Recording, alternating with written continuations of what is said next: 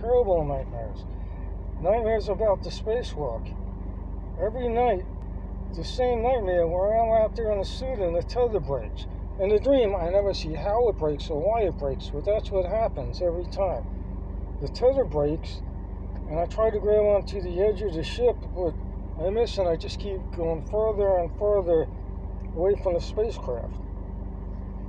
And my suit is equipped with a nitrogen blast, and I fire it and hope that it sends me back in the direction of the spacecraft.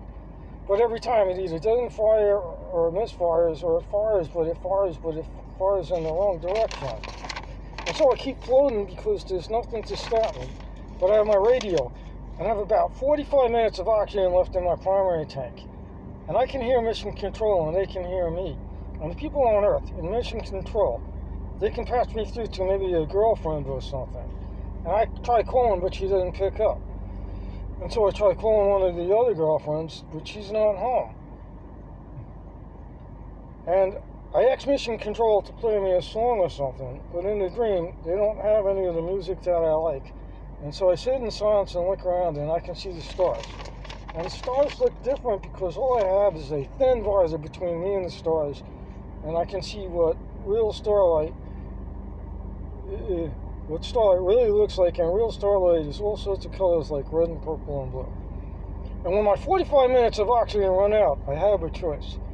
I can let them run out, or I can switch to my secondary tank. And that will give me another 2 hours, and I can use the extra time to call my mother and say goodbye, or I can just keep drifting off and looking at the stars. But whether or not I switch to those secondary tanks, either way, eventually the oxygen will run out. And when it runs out gradually. And when it runs out, I start to feel myself fading. My vision becomes hazy. And I look, and the one sun looks like two blurry suns. And I look at our spacecraft, and our spacecraft now looks like a tiny white speck, a small point of light, way far away. But it's so far away that seems sort of close and easy to get to. Except I'm too tired to try, and that feels good, because that's how the brain tells you to feel in moments like this. That's how. And I feel sleepy, I feel slow, I feel hazy, I feel nice. And then my brain shuts after that off.